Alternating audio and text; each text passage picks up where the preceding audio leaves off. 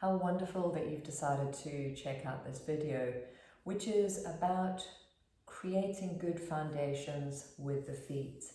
And what we're going to start doing is, first of all, doing something called toe cranking or foot cranking, bringing some energy into the feet, and then we'll also use a small ball.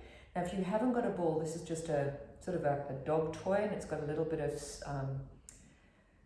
tautness or tightness to it. I have another one here which is soft, which doesn't work as well, but actually it still does work a little bit. Or you could always get a small hand towel and roll that. So something that when you press your foot on it, it's going to massage basically the underneath of your foot. Before we do that ball work though, let's work our feet. Now I'm sitting on the floor, but you don't have to sit on the floor. So you could be sitting on a chair. And you're simply going to grab hold of one foot and trying to bring it up onto the opposite leg. You want to have access to your toes. So first of all, just grab hold of that big toe and give it a little bit of circling. And then circle it the other way. Just let your breath become slower than normal. Then lightly tug the big toe. And do that with all of your toes. So we're thinking about freeing up the little joints within the toes, creating space for the toes. And then just give it a little tug.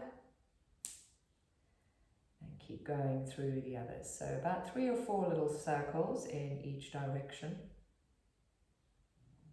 And then a little tug. What's nice about working with the feet is when we find a lovely stable foot pattern, a little tug and release, our posture improves. Last little toe here, little tug and release.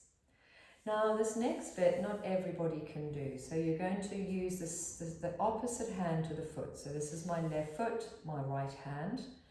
And starting to try and thread your little finger between the little toe and the 4th toe. And then the ring finger, the next one, the middle finger, and so on. So at first you might find that you end up with just the very fingertips between the toes, starting to create a little bit of space, but eventually with time, maybe you can get the toes right through to the ends of the fingers. So you slide the fingers all the way through. Now remember when I first did this, I couldn't get anywhere near sliding my fingers through, so keep practicing.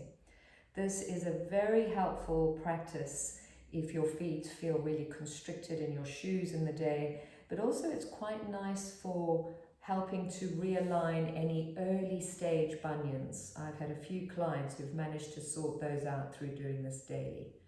So once you've threaded your fingers through, you do some little rotations. This is called foot cranking.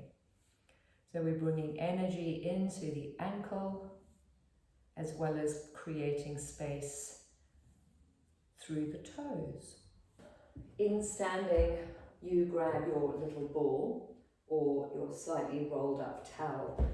So I didn't actually get myself a towel, but if I show you with a blanket, you roll something up, quite small roll, and you can use that to massage the arch, okay? But if you do have a little ball, it's nicer. So you grab a small ball, no bigger than a tennis ball. You might like to use a wall, and you begin to just roll one of the foot or one of the feet over that ball. You might feel that the arch can feel uncomfortable at times, but slowly you're massaging into the arch of the foot so we can get quite a lot of tension in our feet. And I want you to try and get around a little bit through the inner arch, the middle of the arch, and the outer arch. So really getting into that. With time, what you'll start to notice is you can go a bit deeper with that massage.